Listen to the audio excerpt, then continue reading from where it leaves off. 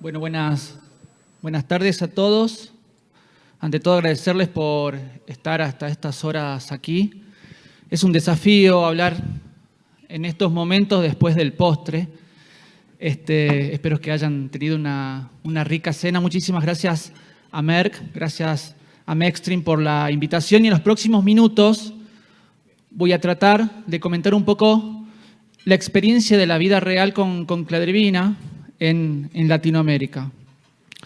Estos son mis conflictos de interés, pero antes de comentarles sobre la experiencia de vida real, quiero tocar un punto que es importante, que es por qué tenemos que hablar de vida real. Tenemos que hablar de vida real por muchos motivos, pero creo que en nuestra región tenemos que hablar de vida real porque seguramente estamos un poquito en desventajas cuando empezamos a analizar los subgrupos de pacientes que ingresan a los ensayos clínicos. Y si entendemos que aproximadamente el 20% de la población del mundo con esclerosis múltiple son pacientes latinoamericanos, eso no representa en los ensayos clínicos. Esto es un artículo muy interesante, un metaanálisis. Acabo de darme cuenta que no está la referencia, les pido disculpas, pero que trata de evaluar la inclusión de pacientes estratificados por regiones. Y lo que podemos ver, que si bien es algo bueno, que si vamos a ver qué ha pasado en los últimos años, Latinoamérica empezó a pintarse de un color, este es un gráfico de calor, ha empezado a pintarse de un color que parece aumentar la prevalencia de pacientes en ensayos clínicos. Todavía estamos en desventaja cuando comparamos Latinoamérica con Estados Unidos, Canadá o Europa. Otra de las consideraciones que tenemos que entender de por qué tenemos que hablar de estudios de vida real, porque hay ciertas controversias hoy a la hora de entender cómo es el manejo o principalmente cómo es la evolución de los pacientes latinoamericanos con esclerosis múltiple. Y hay diferentes estudios que trataron de mostrar las características de los pacientes latinoamericanos cuando los comparamos con otras poblaciones. Y hoy hay controversias si nuestros pacientes tienen una enfermedad en estadios o en edades más tempranas, si las evoluciones, los outcomes de nuestros pacientes son mucho peores y si tenemos mayor porcentaje de esclerosis múltiple agresiva cuando lo comparamos con otras poblaciones. Pero también es importante entender que son muy pocos los datos que tenemos de los tratamientos de vida real en poblaciones latinas. ¿Y por qué es importante tener esto? Porque cuando vamos a analizar los estudios y los ensayos clínicos, que donde todos los pacientes se parecen, donde tenemos estrictos criterios para incluir los pacientes, no es lo que se representa en nuestro consultorio. En nuestro consultorio, cuando vamos a analizar cuántos de nuestros pacientes se parecen a los pacientes que se incluyen en los ensayos clínicos, probablemente nos demos cuenta que un gran porcentaje de pacientes no incluiríamos en ninguno de los ensayos pivotales. Algo también interesante que tenemos que tener en cuenta es que el aumento del uso de los tratamientos de alta eficacia en el mundo ha aumentado. Y es algo que también vemos en Latinoamérica, si bien yo aquí traigo un ejemplo de lo que pasa en Argentina, pero cuando empezamos a comparar periodos, acá estamos comparando periodos de cortes de regiones de Estados Unidos, Europa y lo comparamos con Argentina, pero cuando empezamos a entender qué pasa en diferentes periodos, principalmente periodos donde tenemos mayor advenimiento de los tratamientos, vamos a ver que el número de pacientes incluidos con tratamientos de alta eficacia empieza a aumentar y en muchos de estos estudios se duplican. Poniéndole un poquito más la lupa a lo que nosotros vimos en nuestro trabajo, donde tratamos de entender y tratamos de dicotomizar dos periodos, un periodo 2015 y 2017 versus un periodo 2018 y 2020. Pudimos ver que se duplicaban el uso de tratamientos de alta eficacia, no solamente para los pacientes que venían ya con exposición previa a tratamiento, sino también para los pacientes naive, pero había un sesgo cuando empezábamos a analizar esta tabla que, por ejemplo, cladribina no existía en el primer periodo y sí existía en el segundo periodo y por ejemplo, puede ser una de las razones por la cual esta tendencia aumentó. Pero es interesante entonces entender que cada vez más vamos a tener pacientes expuestos a tratamientos de alta eficacia y tenemos que entender cómo es el comportamiento de nuestros pacientes ante estos tratamientos. Una de las primeras cosas que tenemos que tratar de responder, ¿cuál es el perfil de los pacientes en Latinoamérica? Ustedes saben, cuando empezamos a ver cuáles son las diferentes variables que podemos estudiar en nuestros pacientes o la que nos llevan a indicar un tratamiento, tenemos factores relacionados con el paciente, con la enfermedad, con el tratamiento, etcétera. Pero es importante empezar a caracterizar o a individualizar cuál es el paciente que estamos viendo hoy en Latinoamérica con ciertos tratamientos. Yo les voy a contar ahora en las próximas diapositivas algunos datos de cortes que vienen de la Argentina, pero también vamos a tratar de utilizar algunos datos de otras regiones. Este es un estudio que salió publicado hace unos días. Por suerte ya tenemos la publicación, el preprint de este estudio. Lo que utilizamos como base para este estudio es la corte de pacientes con esclerosis múltiple de Argentina, y lo que tratamos de hacer es analizar la evolución de estos pacientes con cladribina en 24 meses de seguimiento. Una cosa para aclarar de este estudio, que es un estudio que incorporó los primeros pacientes que hemos utilizado cladribina en Argentina. Probablemente si hoy hacemos el mismo estudio, las características de los pacientes, las características basales de los pacientes probablemente cambien, y es algo también que vamos a ver más adelante en algunas diapositivas. Algo para señalar acá cuando hacemos la comparación con el estudio pivotal que comentaba Ángela con el Clarity, vemos que algunas de las características se parecen, pero llamativamente, por ejemplo, la duración de la enfermedad en nuestros pacientes era un poco menor cuando la comparamos con el Clarity, pero algo que sí llamaba la atención era el EDSS. ¿Qué pasaba en Argentina en ese momento? Entendíamos que por ahí a cladribina la teníamos que dejar para pacientes que tienen una enfermedad más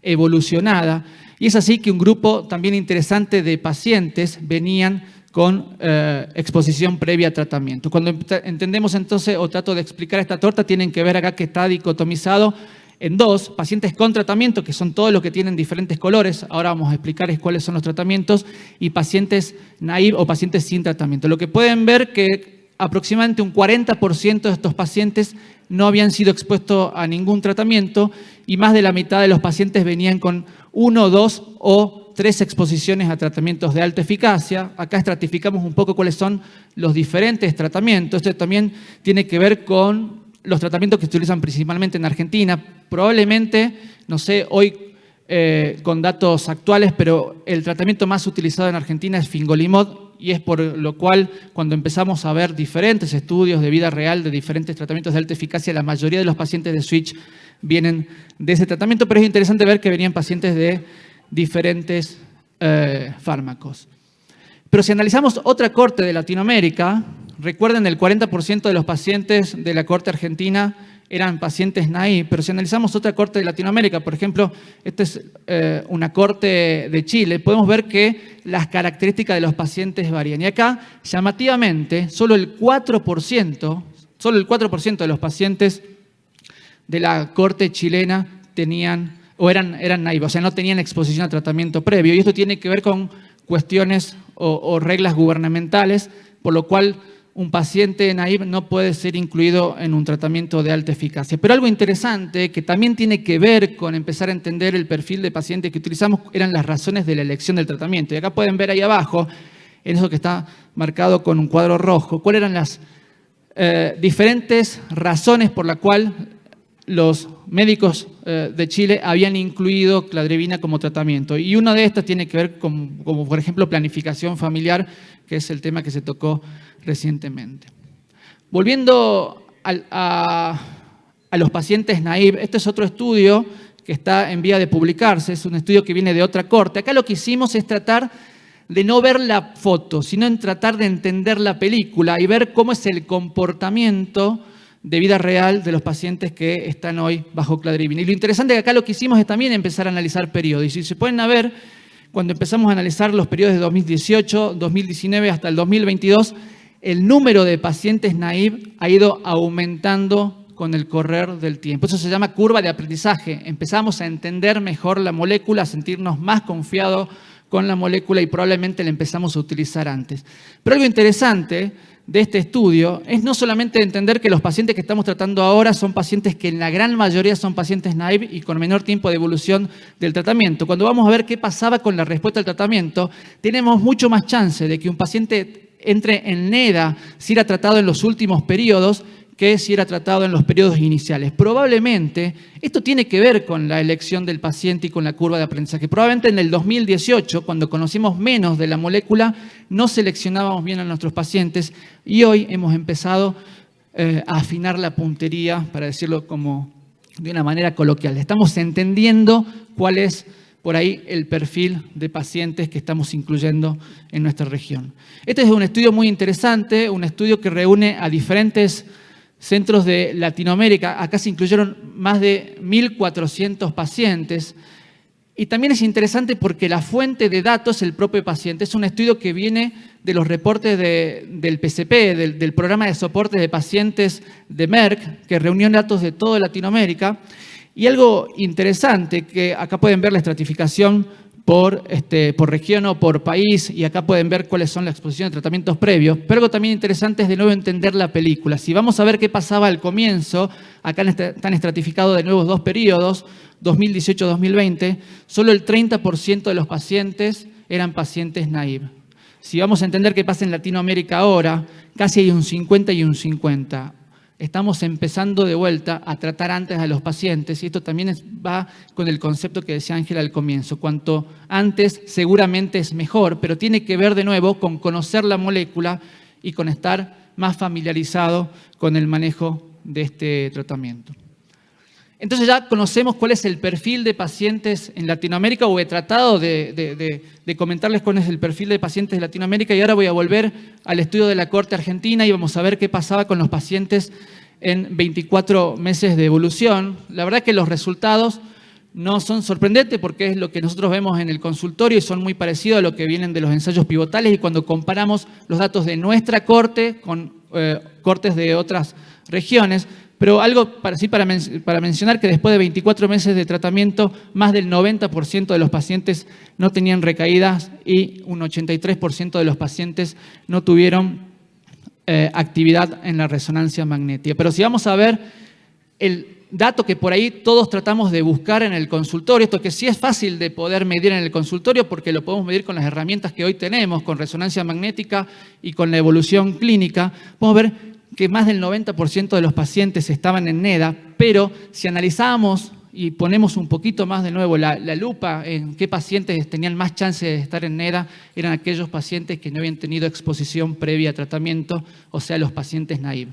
De nuevo el concepto, cuanto antes es mejor. Y estos datos por ahí se respaldan con datos de otro estudio. Esto es un estudio donde incluimos pacientes con esclerosis múltiple a recaída remisión, pero altamente activa. Acá lo que hicimos es ser un poco más exhaustos en la búsqueda de los pacientes, ser más exigentes, es la palabra que quería usar, en la búsqueda de los pacientes, y tratamos de entender qué le pasaba a nuestros pacientes que estaban incluidos con tratamientos de alta eficacia y que cumplían estas características, pacientes con esclerosis múltiple altamente activa. Y lo que tratamos de ver como objetivo primario era establecer el NEDA. Lo que pudimos observar, y es algo que se repite en todas las cortes y también es lo que mostró Ángela, aquellos pacientes que eran incluidos en un tratamiento de alta eficacia sin exposición previa, aquellos pacientes naive, tenían más chances de entrar en NEDA. Eran pacientes que tenían más chances después de 24 meses de no tener actividad clínica de la enfermedad. Algo interesante que encontramos en este estudio, hicimos un análisis multivariable y tratamos de encontrar todas las variables que pudimos entender como variables de interés o como confusoras, y no encontramos diferencias significativas cuando tratamos de comparar cladribina con anticuerpos monoclonales. Obviamente que estos datos hay que tomarlos con cautela, tiene muchas limitaciones, es un estudio de vida real, no es un ensayo clínico, pero sí podemos entender que a la hora de salir a ver qué pasa con nuestros pacientes incluidos con tratamientos de alta eficacia y entre ellos cladribina, tenemos más chance de encontrar pacientes en NEDA. Ya para los últimos minutos quiero dejar dos conceptos que son importantes y que son hasta más importantes en la vida real que la propia efectividad, que tiene que ver con la seguridad. Tiene que ver porque nuestros pacientes seguramente van a tener diferentes características de los pacientes de los ensayos pivotales, y la epidemiología de Latinoamérica dista mucho de la epidemiología de Estados Unidos y de Europa. Pero cuando tratamos de entender qué pasaba con la cinética de los linfocitos, vimos que el movimiento y la cinética de los linfocitos no distaba de lo que vimos en los ensayos pivotales, y era muy poco probable, menos del 1%, que un paciente de nuestra corte tenga una linfopenia severa. Esto también se reprodujo en otras cortes. Y ya para finalizar, voy a tomar un concepto que también comentó Ángela, que tiene que ver con el tratamiento, con la compliance del tratamiento. Y si podemos ver cuántos de nuestros pacientes, y esto viene de la Corte de Latinoamérica, hoy en Latinoamérica mantienen cladribina y no han tenido switch out es muy importante y muy interesante estos datos. Menos del 3% de los pacientes han necesitado un tratamiento de salida. Menos del 3% de los pacientes han necesitado algún tratamiento porque se consideró que cladribina en esos pacientes tenía una respuesta subóptima. Entonces, no solamente estamos viendo buenos datos de eficacia, buenos datos de seguridad, sino también estamos viendo una compliance sumamente interesante. Y entonces, para mencionar algunos mensajes finales, yo creo que el más importante es cómo comencé la charla. Tenemos que animarnos como región y los invito a participar en diferentes estudios colaborativos. Los estudios de vida real son necesarios para entender cómo se comporta un tratamiento en nuestros pacientes. Y también es importante entender, ya a la hora de hablar de cladribina, es que no hay diferencias cuando comparamos los datos de cladribina en diferentes poblaciones latinoamericanas en términos de efectividad, en términos de seguridad y en términos de compliance, cuando lo comparamos con otras regiones o con los estudios pivotales. Bueno, aquí termina mi presentación. Quiero agradecerles por su atención.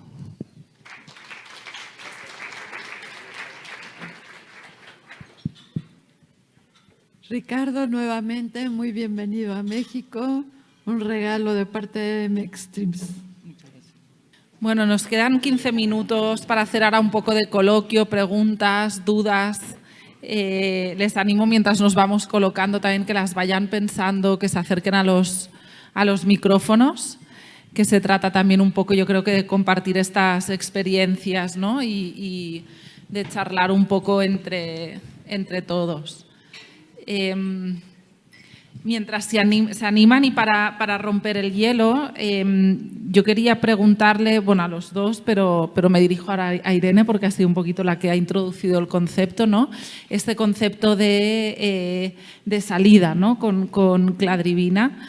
Me ha gustado que introducía como el concepto ya no solo ¿no? Pues un poco de incluso en pacientes estables, ¿no? Nosotros es verdad que es un término que se está acuñando cada vez más.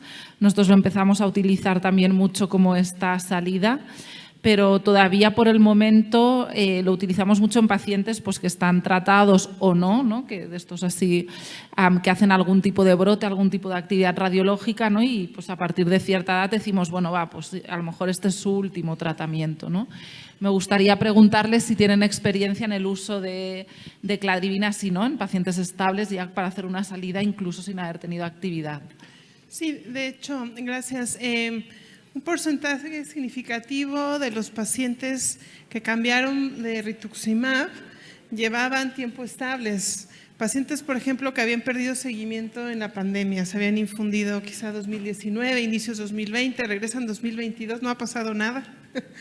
Y tuvimos una orden de ya no usar tratamientos off-label, que veníamos haciendo durante mucho tiempo y nos había ayudado, pero bueno, cambiaron cuestiones normativas del hospital y se convirtió pues en una buena opción para estos pacientes y como les mostré, pues, son pacientes que han permanecido estables. Ahora, la expectativa de vida promedio en México, a pesar de que bajó en la pandemia, es alrededor de 74 años, entonces tendremos que seguir viendo datos a largo plazo. Pero sí, justo la mayoría de los que venían no naive, de switch, venían de anti-CD20 y estaban estables, inclusive pacientes de más de 2 años sin infusiones. Es un dato muy, muy interesante realmente y más, ¿no? Pues estas terapias de inmunosupresión crónica, cómo saber salir de ellas. No sé si tiene experiencia Ricardo también en el… Estamos comenzando a tener experiencia en los pacientes que vos comentás estables y creo que por ahí vamos a tener que tener un nuevo término, porque no es desescalar, no es suspender, no sé qué sería, pero me parece que utilizarla por ahí con el término que utilizamos por ahí en embarazo como terapia puente para después dejar al paciente sin exposición crónica a un tratamiento me parece que es una buena salida. Y me parece que los pacientes con anti-CD20, que están durante mucho tiempo con anti-CD20, que ya tienen cierta edad y que por ahí ya empiezan a tener algunos estigmas como hipogamaglobulinemia, etcétera, podría ser también una buena opción de salida, ¿no? Para esos pacientes. Sí, también brevemente, muchas veces son pacientes con polifarmacia y otras enfermedades, entonces eso también es útil, ¿no? Para simplificar, esperemos, el manejo de manera sostenida. El tiempo dirá. Totalmente, totalmente. No sé si hay alguna pregunta en la sala.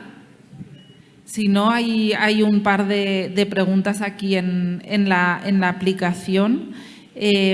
La primera de ellas pregunta, ¿no?, si hay algún tipo de relación entre la atrofia córtico-subcortical con la demencia en pacientes entre los 40 y los 60 años. Entiendo que esto viene un poquito pues, a coalición de las gráficas que presentaba, ¿no?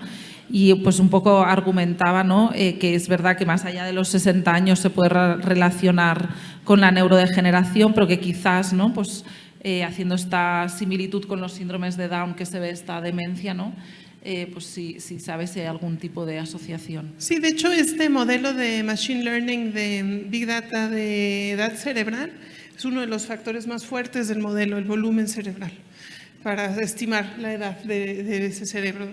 Entonces, sin duda, hay una fuerte correlación. Se ha visto tanto en volumen cerebral total como segmentado, tanta sustancia blanca, de estructuras corticales, médula, que es más retador. Sí, sin duda es un fuerte factor. Gracias. Gracias. Y Ricardo, aquí quizás una pregunta dirigida, ¿no?, pues también específicamente, ¿no?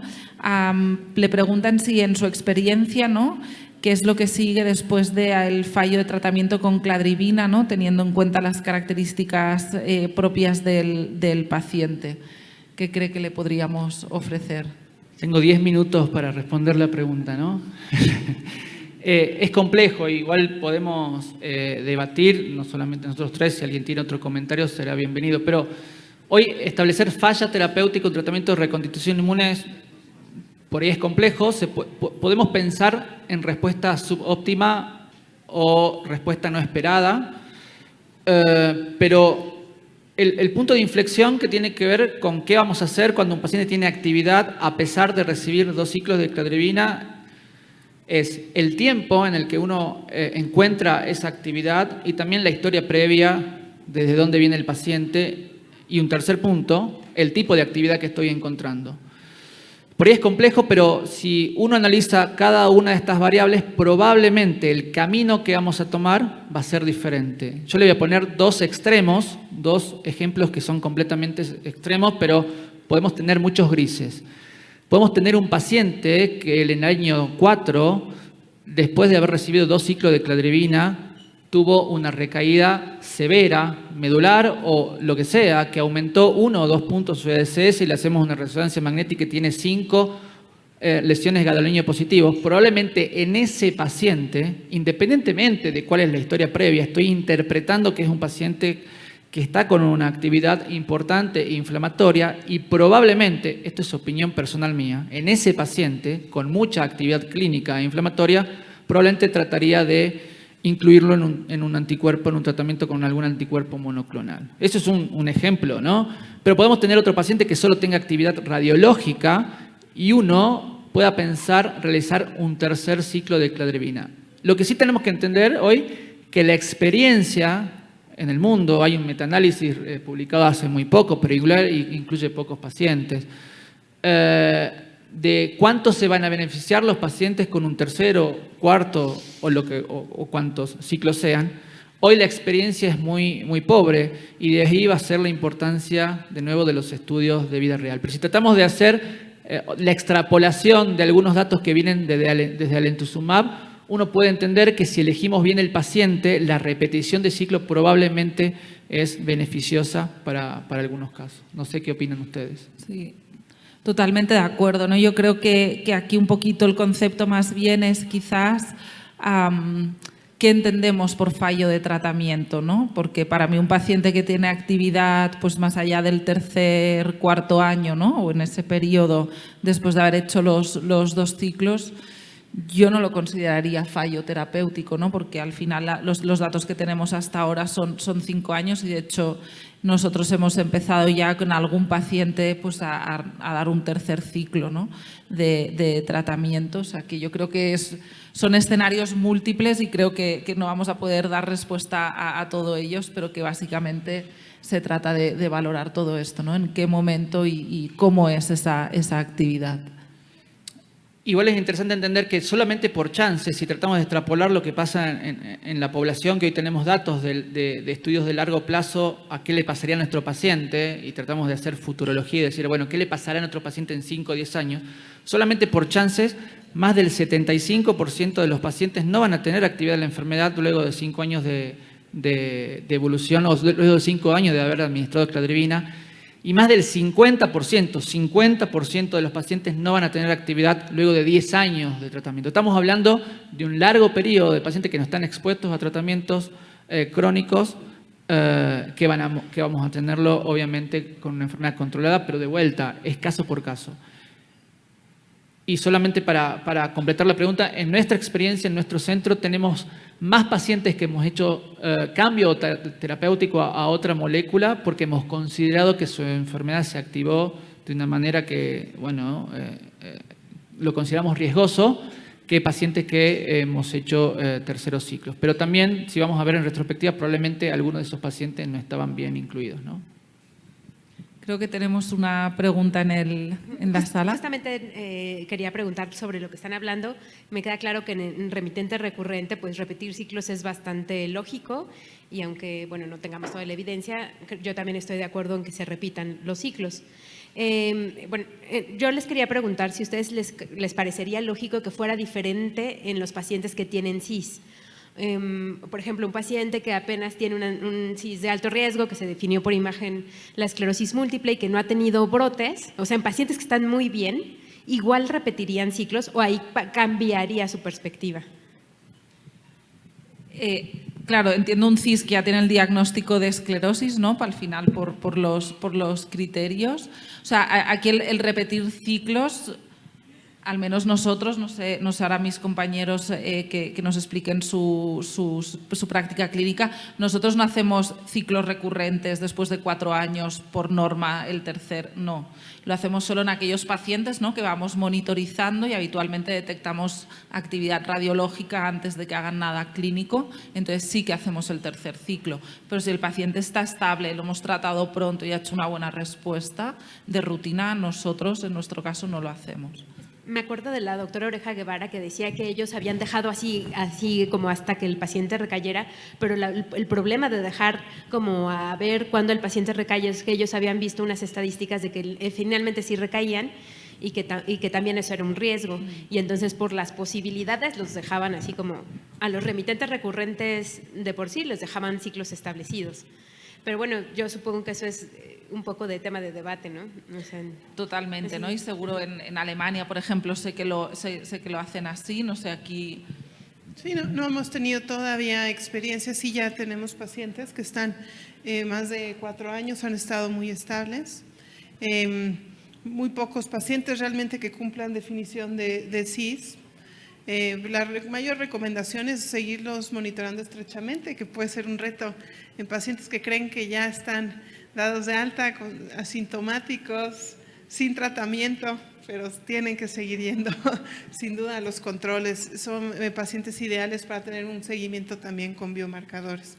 Veremos la evidencia. Si usamos la evidencia de Oracle MS con los ciclos planeados inicialmente, de hecho el porcentaje de eficacia es muy alto, que es en lo que nos debemos de basar cuando no tenemos tanta evidencia de vida real, yo creo, ¿no?